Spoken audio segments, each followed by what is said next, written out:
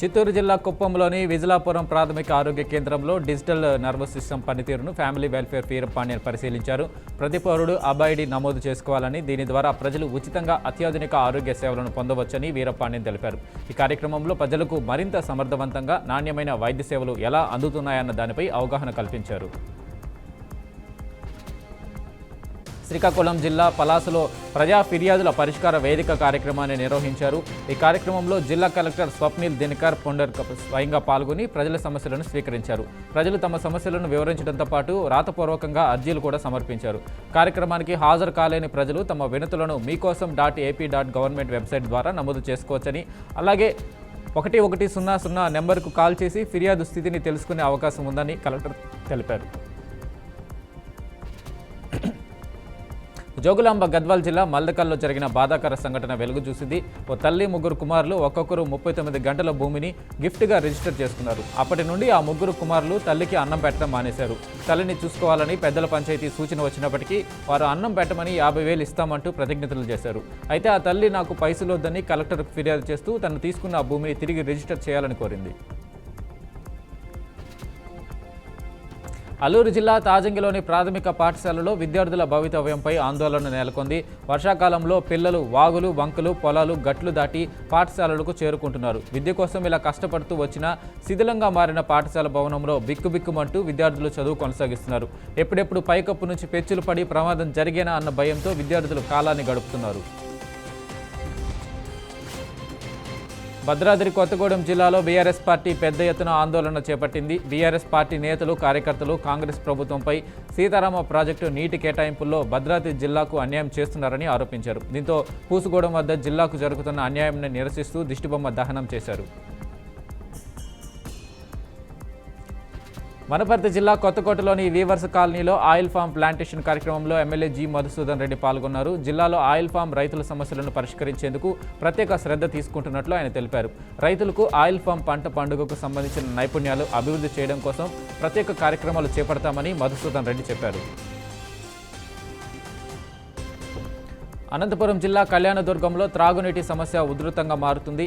అంబేద్కర్ విగ్రహం ఎదుట ఖాళీ బిందెలతో మహిళలు రోడ్డుపై కూర్చొని నిరసనలు తెలిపారు. ప్రభుత్వాలు మారుతున్నా, ఎమ్మెల్యేలు మారుతున్నా శాశ్వత పరిష్కారం కనబడటం లేదని మహిళలు తీవ్ర ఆగ్రహం వ్యక్తం చేశారు.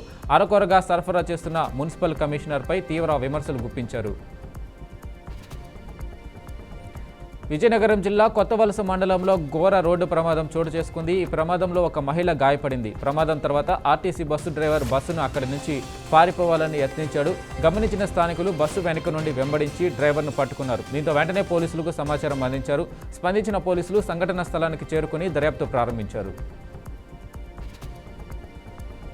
బహదూర్పుర పోలీస్ స్టేషన్ పరిధిలో ఒక గుర్తు తెలియని వ్యక్తిని బ్రీజ్ కింద మర్డర్ చేసిన ఘటన చోటు చేసుకుంది. గమనించిన స్థానికులు వెంటనే పోలీసులకు సమాచారం అందించారు. స్పందించిన పోలీసులు సంఘటనా స్థలానికి చేరుకుని దర్యాప్తు ప్రారంభించారు. పోస్టుమార్టం నిమిత్తం మృతదేహాన్ని ఉస్మానియా హాస్పిటల్కు తరలించారు. కర్నూలు జిల్లా ఎమ్మిగనూరులో ఓ విషాద ఘటన స్థానికంగా కలకలం రేపింది. తీవ్రమైన కడుపు నొప్పిని భరించలేక ఓ యువకుడు ఆత్మహత్యకు పాల్పడ్డాడు. మహేష్ అనే యువకుడు గత కొంతకాలంగా కడుపు నొప్పితో బాధపడుతున్నాడు. నొప్పి తీవ్రతను తట్టుకోలేక జడ్పీ స్కూల్ సమీపంలో ఓ చెట్టుకు ఉరివేసుకుని ఆత్మహత్య చేసుకున్నాడు. సమాచారం అందుకున్న పోలీసులు కేసు నమోదు చేసుకుని దర్యాప్తు ప్రారంభించారు. జైసల్మేర్ అంతర్జాతీయ సరిహద్దు వద్ద ఇటీవల భారత్లోకి పాకిస్తాన్ దంపతులు అక్రమంగా ప్రవేశించారు. రవికుమార్, శాంతిబాయి దంపతులు గత వారం భారత్లోకి వచ్చారు. ఎండ తీవ్రత కారణంగా త్రాగునీరు లేకపోవడంతో డీహైడ్రేషన్ వల్ల ప్రాణాలు కోల్పోయినట్లు పోలీసులు అనుమానిస్తున్నారు. సరిహద్దు సమీపంలో వారి మృతదేహాలను పోలీసులు గుర్తించి స్వాధీనం చేసుకున్నారు. రైలు ప్రయాణికులకు భారీ అలర్టు. ఇవాళ అర్ధరాత్రి 12 గంటల నుంచి రైలు ఛార్జీలు, టికెట్ బుకింగ్ విధానాల్లో ముఖ్యమైన మార్పులు అమల్లోకి రాబోతున్నాయి. కొత్త ఛార్జీల ప్రకారం తత్కాల్ టికెట్ బుకింగ్కి ఆధార్ కార్డు తప్పనిసరిగా అవసరమవుతుంది. ప్రస్తుత ఆధునిక కాలంలో టెక్నాలజీ ఎంత వేగంగా అభివృద్ధి చెందుతుందో మనమంతా చూస్తూనే ఉన్నాం. మారుతున్న పరిస్థితులకు అనుగుణంగా పనులను వేగంగా పూర్తి చేసేందుకు ఎలక్ట్రిక్ వస్తువులు మరింతగా అందుబాటులోకి వస్తున్నాయి. ఎలక్ట్రిక్ సాంకేతికతను ఉపయోగించి పలు రకాల ఉత్పత్తులను తయారు చేస్తున్నారు. అలాంటి పరిణామాల్లో భాగంగా గ్రామీణ ప్రాంతాల్లో ఎక్కువగా వినియోగించబడే సైకిళ్లు కూడా ఇప్పుడు మార్పు దిశగా పయనిస్తున్నాయి.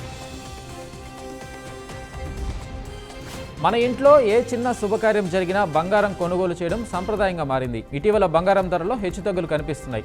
అయితే గత వారం రోజులుగా ధరలు క్రమంగా తగ్గుతూ సామాన్య ప్రజలకు కొంత ఊరటను కలిగిస్తున్నాయి. నిన్న స్థిరంగా ఉన్న బంగారం ధరలు ఈ రోజు మాత్రం భారీగా తగ్గాయి. దీంతో పసిడి ప్రియులు ఫుల్ హ్యాపీగా ఫీల్ అవుతూ బంగారం షాపులకు బారులు తీరుతున్నారు.